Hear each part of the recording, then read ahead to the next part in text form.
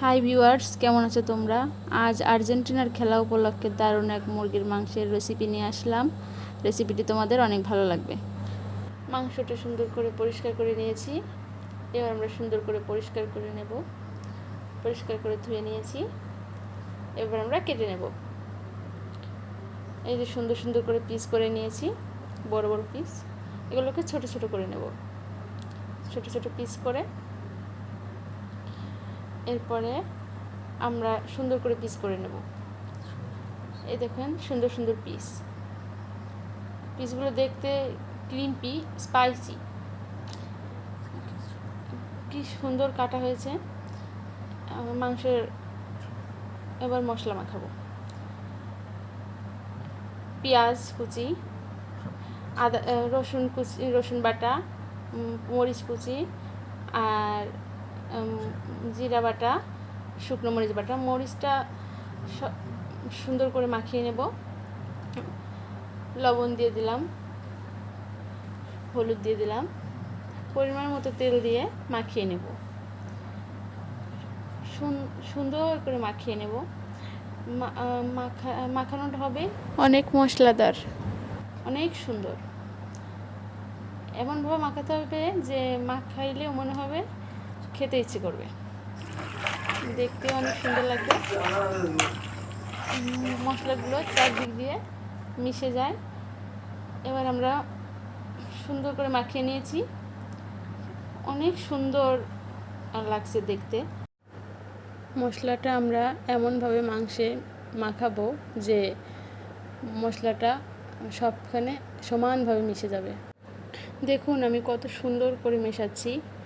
আপনারাও এভাবে মেশানোর চেষ্টা করবেন, তাহলে মাংসের স্বাদ বাড়বে, অনেক সুন্দর হবে। দেখেন কত সুন্দর মাংসের কালারটা আসছে, কত সুন্দর মাংসের রান দেখতে অনেক ভালো লাগছে। বড় বড় করে মাংসের রানটাকে কাটা হয়েছে, যেটা খেতে খুব সুস্বাদু হবে। যেটা দেখতে সুন্দর হয় সেটা খেতেও খুব সুস্বাদু হয়। মাংসটা মাখানো দেখলেই বোঝা যায় যে মাংসের স্বাদটা কেমন হবে। মাংসটা আপনারা এভাবে কষাবেন, স্বাদের ঘ্রাণটা তখনই বোঝা যাবে। এখন আমরা ঢেকে দেব। ঢেকে 5 মিনিট পরে আবার আমরা ঢাকনাটা খুলে দেব। এরপরে রান্নাটা শুরু করব। কড়াই নিয়ে নেব, কড়াইতে তেল দিয়ে দেব।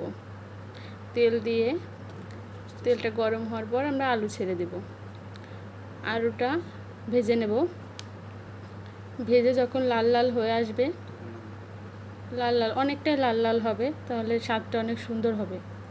লাল লাল করে ভাজলে মাংসের স্বাদ বাড়ে, আর আলুটাও নরম হবে। আলুটা লাল লাল করে ভেজে উঠিয়ে নেব। এখন আমরা তেলে জিরে দিয়ে দেব। তারপরে আমরা মাংসটা ছেড়ে দেব। অল্প অল্প করে মাংসগুলো ছেড়ে দেব, যাতে পড়ে না যায়। মাংসটা সবগুলোই ছেড়ে দেব। এরপরে নাড়তে থাকবো। যত নাড়ব তত মাংসের স্বাদ বাড়বে। আর এই মাংসটা বেশি কষাইতে হয়, এর ভিতরে বেশি জল দেওয়া যাবে না। এই মাংসটার এমনিতেই জল গলে, তো আমরা মাংসটা নাড়তে থাকবো। অনেকক্ষণ ধরে মাংসটা কষাইতে হয়, তাহলে মাংসটার ভিতরে জল বেরিয়ে আসে, এবং মাংসের জল বেরিয়ে গেলে মাংসটা খেতে খুব সুস্বাদু হয়। আমরা মাংসটা নাড়তে থাকবো এবং দেখব যাতে মাংসটা তলে লেগে না যায়। জালটা মিডিয়ামে রাখবো এবং নাড়তে থাকবো। আজ রাতে আর্জেন্টিনার খেলা উপলক্ষে আমরা এই রান্নাটা করছি। খেলা দেখব আর মাংস খাবো। এভাবে কষানো মাংসটা অনেক সুন্দর হয়, এবং অনেক ভালো করে কষাইলে মাংসের তরকারির ঝোলটাও অনেক সুন্দর হয় খেতে। এই দেখুন অনেকক্ষণ কষানোর পরে মাংসের কালারটা চেঞ্জ হয়ে গেছে। মাংসে লাল লাল একটা ভাব এসেছে, মনে হচ্ছে যে কষানো প্রায় হয়ে এসছে। এই যে রানটা দেখুন নরম হয়ে আসছে, মনে হচ্ছে এখনই খাওয়া যাবে। তবে আমরা আরও কিছুক্ষণ ভালো করে কষিয়ে নেব, যাতে আরও সুন্দর হয়, যাতে খাওয়া যায়। এই মাংসটা সুন্দর করে কষানো হয়ে গেলে আমরা মাংস কষানোটা খেয়ে নেব। তারপর আমরা মাংসটা হয়ে গেলে রুটি দিয়ে খেলা দেখবো। এখন মাংসটা তেল ছেড়ে দিয়েছে, বোঝা যাচ্ছে। আমার এখন খুব ঘ্রাণ আসছে, আপনারা বুঝতে পারছেন না, কিন্তু আমি বুঝতে পারছি যে মাংসের অনেক সুন্দর ঘ্রাণ আসছে। তো মাংস থাকবো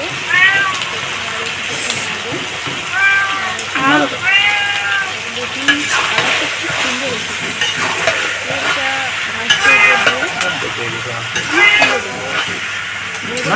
মাংসটা হয়ে এসেছে, অনেক স্বাদও লাগবে মাংসটা, মনে হচ্ছে অনেক সুস্বাদু হয়েছে মনে হচ্ছে। দেখে দেখে খাইতে ইচ্ছে করছে। তবে আমরা একটু পরে খাবো। দেখুন মাংসের রানটা নরম হয়ে এসেছে। একটু পরে আমরা কষানো মাংসটা খাবো। এখন আমরা জল দিয়ে দিলাম। খুন্তিতে মশলাটা লেগেছিল, তাই ঝোলে মিশিয়ে দিলাম। এই যে কষানো মাংসটা আমরা উঠিয়ে রেখেছি, অনেক সুস্বাদু। এখন আমরা আলুটা ছেড়ে দিব। ছেড়ে দিয়ে আমরা জাল দিতে থাকবো। সামান্য একটু নাড়া দিব, নাড়া দিয়ে জাল দিতে থাকবো। এখন আমরা খেয়াল রাখবো, কাঁচা তরকারিতে কখনো খুন্তি দেয় না, খুন্তি দিলে স্বাদটা নষ্ট হয়ে যায়। এজন্যে আমরা মাংসটা জাল দিতে থাকবো।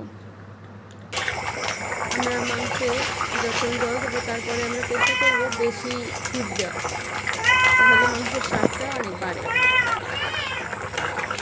এই তো 10 মিনিট পরে প্রায় মাংসের কালারটা এরকম আসছে।